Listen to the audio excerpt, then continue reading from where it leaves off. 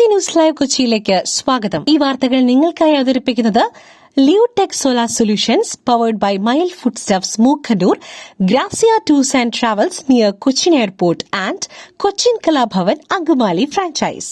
LDF സർക്കാരിന്റെ കാലത്ത് ആരോഗ്യ വകുപ്പിൽ ഉപകരണങ്ങൾ വാങ്ങിയതിലെ ക്രമക്കേട് ആരോപണം അന്വേഷണ കമ്മിറ്റിയെ നിയോഗിച്ചു. LDF സർക്കാരിന്റെ കാലത്ത് ആരോഗ്യ വകുപ്പിൽ ഉപകരണങ്ങൾ വാങ്ങിയതിലെ ക്രമക്കേട് ആരോപണത്തിൽ അന്വേഷണ കമ്മിറ്റിയെ നിയോഗിച്ച ആരോഗ്യ വകുപ്പ് പ്രിൻസിപ്പൽ സെക്രട്ടറിയാണ് കമ്മിറ്റിയുടെ അധ്യക്ഷൻ.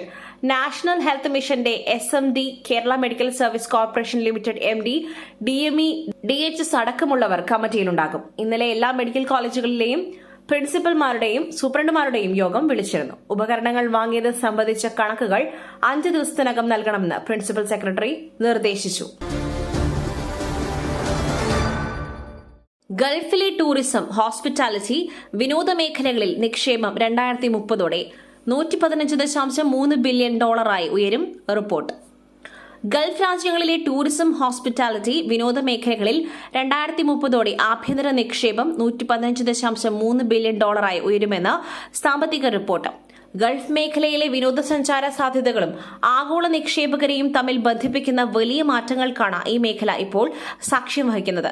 വരും വർഷങ്ങളിൽ $28.59 ബില്യൺ യൂറോപ്യൻ നിക്ഷേപവും വൻ പങ്കാളിത്തങ്ങളുമാണ് ഗൾഫ് വിപണി ലക്ഷ്യമിടുന്നത്. സുകുമാരൻ നായർക്കെതിരെ BJP എന്ന തരത്തിലുള്ള പ്രചാരണം സത്യവിരുദ്ധം. രാജീവ് ചന്ദ്രശേഖർ. NSSന്റെ ആഭ്യന്തര കാര്യങ്ങളിൽ BJP ഇടപെടില്ലെന്ന് BJP സംസ്ഥാന അധ്യക്ഷൻ രാജീവ് ചന്ദ്രശേഖർ. NSSനോടും ജനറൽ സെക്രട്ടറി സുകുമാരൻ നായരോടും ബഹുമാനം മാത്രമാണുള്ളതെന്നും അദ്ദേഹം പറഞ്ഞു. നായർ സർവീസ് സൊസൈറ്റിയെയും അതിന്റെ നേതൃത്വം വഹിക്കുന്ന ജനറൽ സെക്രട്ടറിയെയും രാജ്യം ഭരിക്കുന്ന രാഷ്ട്രീയ പാർട്ടി എന്ന നിലയിൽ BJP ഏറെ ഉത്തരവാദിത്തത്തോടെ മാത്രമേ സമീപിക്കൂ എന്നും അദ്ദേഹം ഉറപ്പു നൽകി. ഇറാന്റെ ഇസ്ലാമിക് റവല്യൂഷണറി ഗാർഡിനെ ഭീകര സംഘടനയായി പ്രഖ്യാപിച്ച ബ്രിട്ടൻ. ഇറാന്റെ ഇസ്ലാമിക് റവല്യൂഷണറി ഗാർഡിനെ ഭീകര സംഘടനയായി പ്രഖ്യാപിച്ച ബ്രിട്ടന്റെ ദേശീയ സുരക്ഷയ്ക്ക് ഭീഷണിയാകുന്ന പ്രവർത്തനങ്ങളിൽ IRGC ഏർപ്പെട്ടിരിക്കുന്നതിന്റെ തെളിവുകൾ ലഭിച്ചതിനെ തുടർന്നാണ് പ്രഖ്യാപനം. ബ്രിട്ടീഷ് ആഭ്യന്തര സെക്രട്ടറി ഷബാന മഹ്മൂദാണ് ഔദ്യോഗിക പ്രഖ്യാപനം നടത്തിയത്.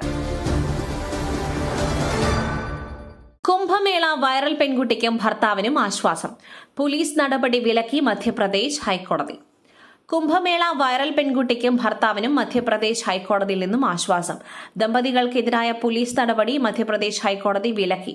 2 ആഴ്ചത്തേക്ക് കടുത്ത നടപടികൾ പാടില്ലെന്ന് ഹൈക്കോടതി നിർദ്ദേശിച്ചു. പെൺകുട്ടിയും യുവാവും നൽകിയ ഹർജിയിലാണ് നടപടി.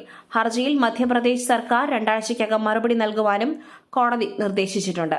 ഹർജി ഇനി ഈ മാസം അവസാനമായിരിക്കും കോടതി പരിഗണിക്കുക. പുട്ടു രുചികരമാവണമെങ്കിൽ മയിലിന്റെ പുട്ടുപൊടി തന്നെ വേണം. അതിന് ചെമ്പാപ്പുട്ടാണെങ്കിലും അങ്ങനെ തന്നെ. മയിൽ റൈസ് ആൻഡ് ഫുഡ് പ്രൊഡക്ട്സ്, ശ്രേഷ്ഠം സമ്പുഷ്ടം. വെൽഡൺ BSNL പ്രവർത്തന വരുമാനത്തിൽ 10% വർധന.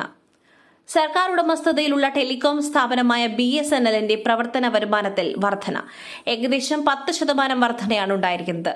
നടപ്പ് സാമ്പത്തിക വർഷത്തിന്റെ ആദ്യപാദത്തിൽ പ്രവർത്തന വരുമാനത്തിന്റെ കണക്ക് കേന്ദ്ര ടെലികോം മന്ത്രി ജ്യോതിരാദിത്യ സിന്ധ്യ പുറത്തുവിട്ടു. മുല്ലപ്പെരിയാറിൽ ജലനിരപ്പ് ഉയരുവാൻ സർവമത പ്രാർത്ഥന. നീക്കം തമിഴ്നാട്ടിലെ കർഷക സംഘടനകളുടേത്. മുല്ലപ്പെരിയാറിൽ ജലനിരപ്പ് ഉയരുന്നതിനായി സർവമത പ്രാർത്ഥന നടത്തി തമിഴ്നാട്ടിലെ 5 ജില്ലകളിലെ കർഷക സംഘടനകൾ.